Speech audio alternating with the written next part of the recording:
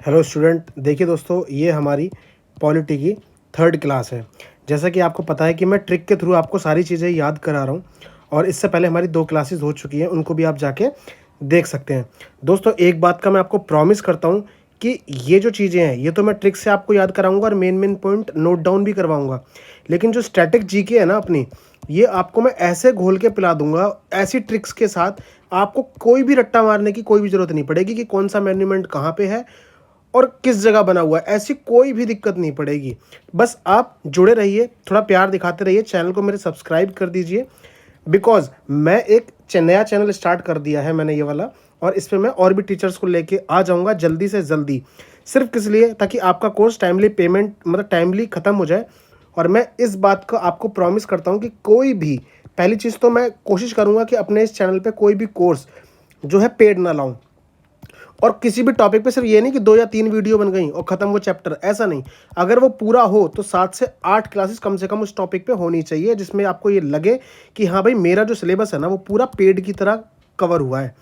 तो ये बस मेरे ये छोटे-छोटे से ये एफर्ट है जो कि आगे चल के बहुत बड़े बनेंगे, जिनको मुझे पता है।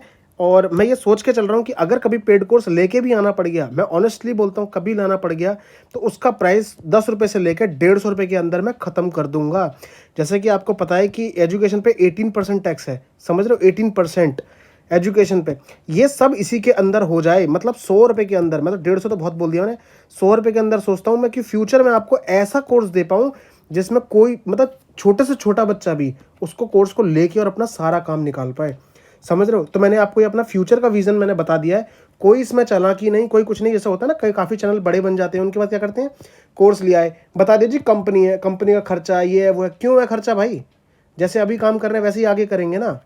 ये चीज़ को समझो, ठीक है? और मैं प्रॉमिस, मतलब प्रॉमिस होता है, ये मैं आपको प्रॉमिस कर रहा हूँ कि मैं 100 रुपये के अंदर, जितना मतलब जो भी होगा, जो कोई भी चीज़ आपसे छुपी नहीं रहेगी, 100 से 150 रुपये के अंदर आने वाले टाइम में मैं आपको कोर्स प्रोवाइड करा दूंगा प्रॉपर। ये जो 4-4 हज़ार के और जो 5-5 हज़ार, ये 10-10 हज़ार रुपये जो ले रहे हैं ना, इनकी सबकी बैंड बजने वाली है। ये आज बता रहा हूँ मैं आपको, प्रॉमिस कर रहा हूँ दोस्तों। मैं सारी चीज़ें आपके लिए ऐसी कर दूंगा कि आपको ये लगेगा कि हाँ भाई, एक चैनल है जो शुरू से अपनी ज़ुबान पे टिका था। चलिए दोस्तों, बिना टाइम गवाए अब शुरू करते हैं। इस ट्रिक में देखना, प्रारूप समिति के अध्यक्ष कौन थे? प्रारूप समिति, आपको पता है ना, इसके जो अध्यक्ष थे वो भीमराव जी थे। इनके साथ जो जिन्होंने संविधान लिखा था, उनमें 7 लोग और थे। 7 लोग कौन कौन से थे? अगर मैं पूछूं नाम बताओ तो बहुत कम लोग होंगे जिन्हें याद होगा और उन्हें रट्टा मारा होगा।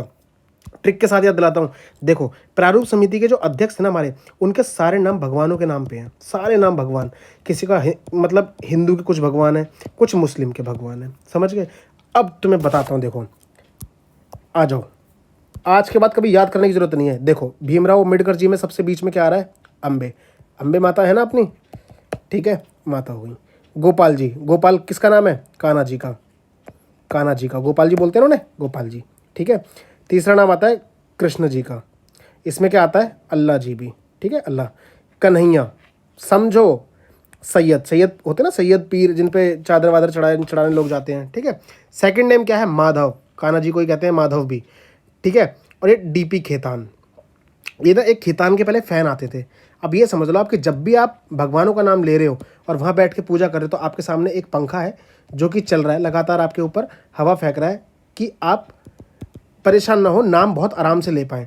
तो ये खेतान एक कंपनी है जिसके फ़ैन वगैरह आते थे। इनकी 1948 में मृत्यु हो गई थी। उसके बाद में कौन बने थे? दोबारा जी, कृष्णा जी। खत्म।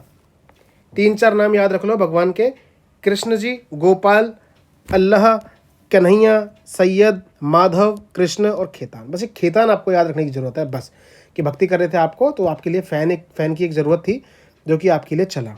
एक अम्बे मैया, बस। ये 5 नाम मैं गारंटी के साथ लिख के देता हूँ। अगर आप कॉपी में अगर इसको लिख लें, तो अभी जब ऑप्शन आएगा ना, जब सवाल आएगा और उसमें ऑप्शन होंगे, भाई साहब ऐसे टिक मारोगे आप 2 सेकंड के अंदर, भाई ये थे। समझो, ये कोई ना कोई नाम जरूर दिखेगा आपको। समझ गए? मेरे सामने खुद मेरे पास पेपर आया तो मैंने फटाफट टिक मारा है, क्योंकि मैंने याद ही ऐसे कर रखे हैं। खत्म वीडियो आज की प्रारूप समिति के ऊपर। चलो नेक्स्ट टॉपिक पे चलते हैं। इसको मैं आपको समझाऊंगा और इसके लिए भी बहुत अच्छी तरीके से। चलो इसके नीचे चलते हैं, ठीक है।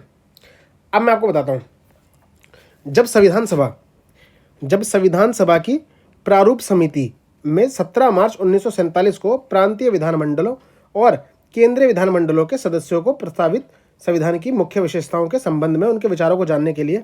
इसके ऊपर देखो दोस्तों एक पॉइंट ये था, ठीक है, इसको पढ़ाता हूँ पहले। ये मेन ये था, ये जो आपका रह गया था, ये भी मैंने रख रखा था यहाँ। इसके बाद प्रारूप समिति मुझे बताना था, ठीक है, इसके बाद, लेकिन मैंने अभी कोई बात नहीं, प्रारूप समिति खत्म करा दिया, कोई ज़्यादा बड़ा है नहीं, वो याद ही करना है बस, अलग से अलग अलग पॉइंट है। तो अब देखो लास्ट क्लास में जहाँ तक पढ़े थे वहाँ तक पढ़े थे संचालन समिति, कुछ समितियाँ बनाई गई थी। तो संचालन समिति को हेड कौन कर रहे थे? राजेंद्र प्रसाद। संचालन भाई कौन चलाएगा? वैसे तो प्रधानमंत्री होता, लेकिन यहाँ पे अभी जब सरकार नई बनी, या जब सरकार क्या मतलब जब ये मंत्रिमंडल चुना गया, तो कुछ समितियां बनाई गई, जिसमें संचालन समिति का हेड कौन था? राजेंद्र प्रसाद जी, क्योंकि यही अपने प्रेसिडेंट थे फर्स्ट, ठीक है। ये स्थायी थे, अस्थाई कौन थे? सच्चिदानंद जी, ठीक है। 2 दिन बाद उनके ये बन गए थे। परामर्श, सलाह कौन दे रहा था भाई? परामर्श या सलाहकार कौन थे हमारे उस टाइम पे? वल्लभ भाई पटेल जी, ठीक है। ये उप प्रधानमंत्री भी कह सकते हो आप इनको, ठीक है, परामर्श और सलाहकार समिति के। अब नीचे आ जाओ, ये परामर्श समिति की, जो ये परामर्श समिति बनी थी ना, इसकी 2 उप समितियां भी थी, इससे छोटी, ठीक है, 2 उप समितियां भी थी। पहली क्या थी? मूल अधिकार समिति, जिसके अध्यक्ष थे JB कृपलानी जी, ठीक है। हमें अधिकार दिलाने की कृपा किसने करी? JB कृपलानी जी ने, अधिकार, मूल अधिकार उस टाइम पे जो हमारे मेन अधिकार थे। फिर आती है सेकंड, अल्पसंख्यक। अल्पसंख्यक जो हमारे लिए क्या थे? मुख्य थे। आज भी लोग क्या कहते हैं कि भारत के संसाधनों पे अल्पसंख्यकों का सबसे पहला हक होगा। तो उन्हें मुख्य कौन बना रहा है? समझो, मुख्य है, मुख्य उन्हें कौन बना रहे हैं अल्पसंख्यक को? HC मुखर्जी उस टाइम पे, ठीक है। इस पे दोनों पे सवाल नहीं आता है, ये आता है परामर्श समिति या सलाह समिति के अध्यक्ष कौन थे? वल्लभ भाई जी थे, पटेल जी, और संचालन समिति के जो हेड थे वो कौन थे? राजेंद्र प्रसाद जी। चलो नेक्स्ट पे आते हैं। नेक्स्ट बात है संघ संविधान समिति। संघ संविधान समिति, ये प्रधानमंत्री जी थे अपने, ठीक है।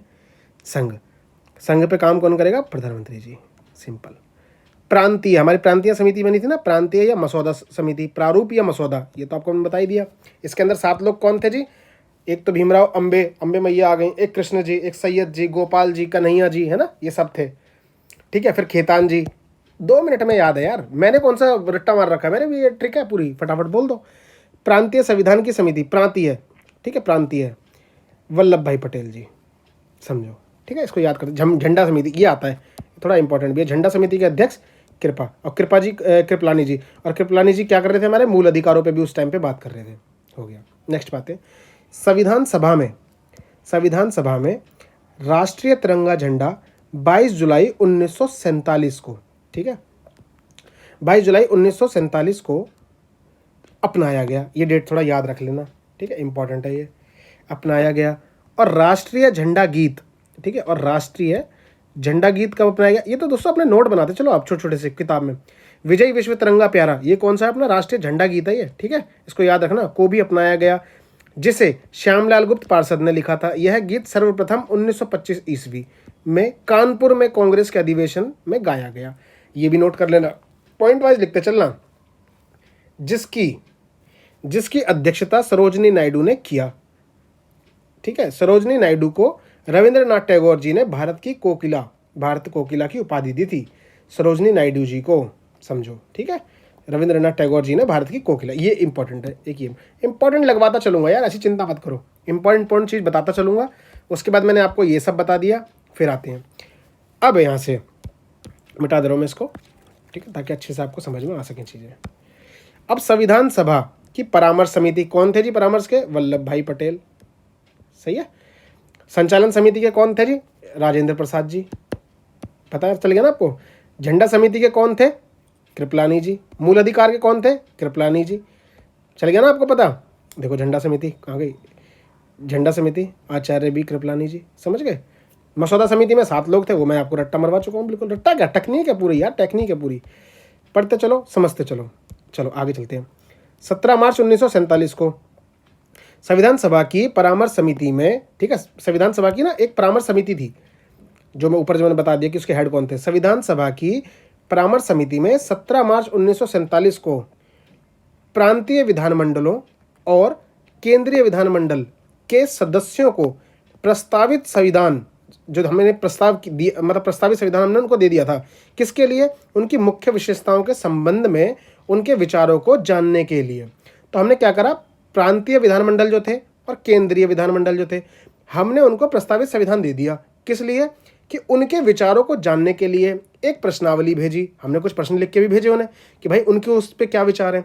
तो उन्होंने क्या बोला, इन प्रश्नवालियों को भेजे गए उत्तरों के आधार पर, जो उन्होंने उत्तर भेजे ना हमें, परामर्श समिति ने एक रिपोर्ट तैयार करी। परामर्श समिति, परामर्श क्या था? सलाह लेना। परामर्श का मतलब ये होता ना, सलाह किससे ली जा रही है? प्रांतीय विधानमंडल और केंद्रीय विधानमंडलों से।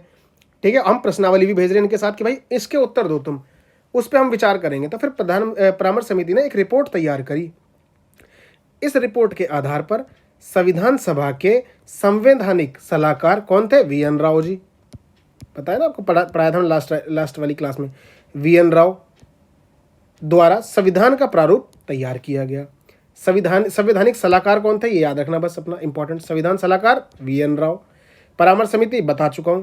अभी ये सिर्फ कहानी की तरह रट लो, बस कहानी की तरह जान लो। पता होना चाहिए ना कि प्रांतीय विधानमंडल, केंद्रीय विधानमंडल को प्रश्नावली के साथ भेजा गया था उनके विचार जानने के लिए। हमने ये एक प्रश्नावली तैयार करके भेजी थी। ठीक है, आगे चलते हैं।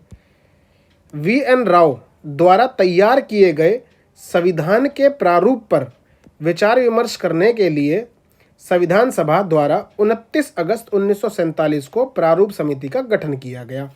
प्रारूप समिति बाद में बनी थी, ये आगे समझ में। प्रारूप समिति हमारी बाद में बनी थी संविधान के प्रारूप पर विचार करने के लिए। जो वो तैयार हो गया, उनके वहां से जवाब आ गए, उसके लिए हमने फिर प्रारूप समिति बनाई।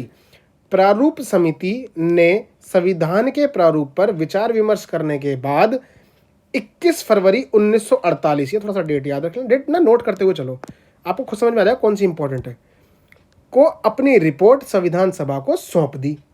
ठीक है, 21 फरवरी 1948 को उन्होंने रिपोर्ट सौंप दी। पहले परामर्श समिति हुई, फिर प्रारूप समिति बनी, उस पर जो काम किया गया उसकी रिपोर्ट 21 फरवरी 1948 को भेज दी संविधान सभा को। संविधान सभा में संविधान के लिए 3 वाचन हुए, 3 बार बहस हुई। वो कब कब हुई थी ये थोड़ा याद रख लो। 4 नवंबर 1948 को हुई पहली। दूसरी कब हुई भाई? 15 नवंबर 1948, कम ही गैप था। ठीक है, 9, 10, 11 दिन का गैप हो गया ना। इसके बाद देखो पूरा 1 साल गायब हो गया। 15 नवंबर से फिर 14 नवंबर को हुई तीसरी, वो 26 नवंबर 1949 तक चली। समझो, पहली 9 नवंबर तक चली, फिर 15 से 17 अक्टूबर तक चली। ये तो 1 साल में निपट गई, मतलब अलग अलग टाइम पे हुई पर ठीक ठाक निपट गई, कम में ही। ये थोड़ी लंबी चली 14 नवंबर से, इसके बीच में थोड़ा गैप थोड़ा ज़्यादा था। ठीक है, तो ये भी हो गया। अब ये किसने करा? संविधान सभा के संवैधानिक सलाहकार, अभी ऊपर बताया था ना वी.एन. राव, उनकी फुल फॉर्म थी वेनेगल नरसिंह राव, वी.एन. राव। और प्रारूप समिति के अध्यक्ष कौन थे भाई? अंबेडकर साहब। इसमें 7 लोग और थे, पता है ना कौन कौन है? संविधान के जनक या आधुनिक मनु भी कहते हैं इन्हें। समझो के प्रयासों से हमारा संविधान 26 नवंबर 1949 को अंतिम रूप से पारित कर दिया गया। हमारा संविधान पारित कब हुआ? मोस्ट इंपॉर्टेंट क्वेश्चन है दोस्तों ये। हमारा संविधान पारित कब हुआ? 26 नवंबर 1949 को। और इसी दिन इसे संविधान सभा ने अंगीकार, ये अलग क्वेश्चन आता है, संविधान सभा ने इसे अंगीकार कब करा? 26 नवंबर 1949 को। इस दिन संविधान सभा के 284, ये इंपॉर्टेंट याद रखना, 284 सदस्यों ने संविधान पर अपना हस्ताक्षर किया। इसे बनाने में 2 वर्ष 11 महीने और 18 दिन लगे। ये भी सीधा कई बार सवाल आ जाता है। तथा इसके प्रारूप पर कुल 114 दिन बहस हुई। ये जो टोटल ऊपर बहस करी थी ना हमने, मतलब जो भी था सारी बहस मिला के 114 दिन बहस हुई। कहा गया हाँ। और इस पर कुल जो खर्च हुआ था वो 63,96,729 रुपये खर्च हुए थे। इसको आप इग्नोर भी कर सकते हो, कोई दिक्कत नहीं। संविधान सभा की अंतिम बैठक कब हुई भाई? 24 जनवरी 1950 को। ये थोड़ा सा इंपॉर्टेंट है, याद रखना। अंतिम बैठक कब हुई? अब 24 जनवरी 1950 को हुई, जिसमें संविधान सभा ने डॉक्टर राजेंद्र प्रसाद को भारतीय गणराज्य का पहला राष्ट्रपति निर्वाचित किया। किसने किया भाई? संविधान सभा ने। किसको? राजेंद्र प्रसाद जी को भारतीय गणराज्य का पहला राष्ट्रपति निर्वाचित किया। इसी दिन संविधान सभा ने राष्ट्रीय गान जन गण मन और राष्ट्रीय गीत वंदे मातरम को भी अपनाया, यानी कि 26 जनवरी से 2 दिन पहले 24 को ही। क्या क्या 3 चीज़ें हुई? एक राजेंद्र प्रसाद जी को गणराज्य का पहला राष्ट्रपति निर्वाचित किया। राष्ट्रीय गीत को भी उस दिन मान्यता दे दी और राष्ट्रीय गान को भी अपना लिया गया। इसी दिन संविधान सभा, ठीक है, इसी दिन संविधान सभा अंतरिम संसद कार्यवाहिक, मतलब कार्यवाहिक जिस दिन उसने, उसी दिन से ही कार्य शुरू हो गया था हमारे उसमें संसद में, के रूप में परिणत हुआ। 26 जनवरी 1950, अब आ गया 2 दिन के बाद की कहानी। 26 जनवरी 1950 को हमारा संविधान लागू हुआ और इसी दिन डॉक्टर राजेंद्र प्रसाद को भारत के अंतिम गवर्नर जनरल, ये याद रखना, अंतिम गवर्नर, तब तक ये पद चल रहा था, अंतिम गवर्नर जनरल का जो पद था वो चक्रवर्ती राजगोपालाचार्य थे उसके, ठीक है। जून 1948 से 26 जनवरी 1950 ने कार्यभार सौंप दिया। ये कब से कब तक चला? जून 1948 से 26 जनवरी 1950 तक राजगोपालाचारी जी ये थे। और राज जी ये किस चीज़ के मंत्री थे उस टाइम पे? मंत्रिमंडल में बताया था ना, जो शिक्षा करेगा, जो शिक्षा पढ़ेगा वही राज करेगा। तो ये शिक्षा मंत्री थे उस टाइम पे। दोस्तों मैंने सारी चीज़ें आपको ट्रिक से याद करा रखी है, ट्रिक से। नेक्स्ट पे आते हैं, ठीक है। सौंप दिया। मूल संविधान में जो अपना जो मेन मूल जो संविधान था, मूल संविधान में कुल 22 भाग थे, 395 अनुच्छेद थे और 8 अनुसूचियां थी, जो अभी करंट में कितनी हो गई हैं? 12। ये भी पढ़ाऊंगा, बिल्कुल रट्टा मरवा दो, कोई दिक्कत नहीं होगी। एक बार पढ़ लो, रट्टे का मतलब एक बार पढ़ लो आप, उसके बाद दोबारा पढ़ने की जरूरत उसे नहीं पड़ेगी। अब मैं चाहे भले टाइम लगाऊं वीडियो पे। अनुसूचियों की संख्या वर्तमान में बढ़कर 12 हो गई। दोस्तों बहुत मेहनत कर रहा हूं मैं, बहुत पसीना आ रहा है, बहुत ज़्यादा गर्मी लग रही है।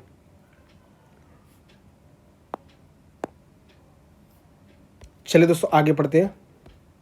ट्रिक से याद करना है, चैनल पे बने रहो, मज़ा बांध दूंगा ऐसा। दोस्तों अगली वीडियो में डाल दूंगा, ठीक है, उसमें क्लास आगे तक पूरी करेंगे। अभी इसी को एंजॉय करो यार, बहुत बुरी हालत हो रही है। चलो मैं करता हूँ, अगली वीडियो अपलोड करता हूँ, ठीक है। आप पढ़ते रहो, बस प्यार दिखाते रहो, चैनल को सब्सक्राइब करते रहो यार, ताकि मैं आपके लिए मेहनत कर पाऊँ। मैं आपको फोटो दिखाऊंगा ना तो आप खुद देख के दंग रह जाओगे कैसी हालत हो रखी है, ठीक है। पंखा बंद करना पड़ता है, बिल्कुल आवाज़ आपको क्लियर आए हर चीज़। तो मिलते हैं नेक्स्ट वीडियो में, तब तक के लिए टेक केयर, बाय।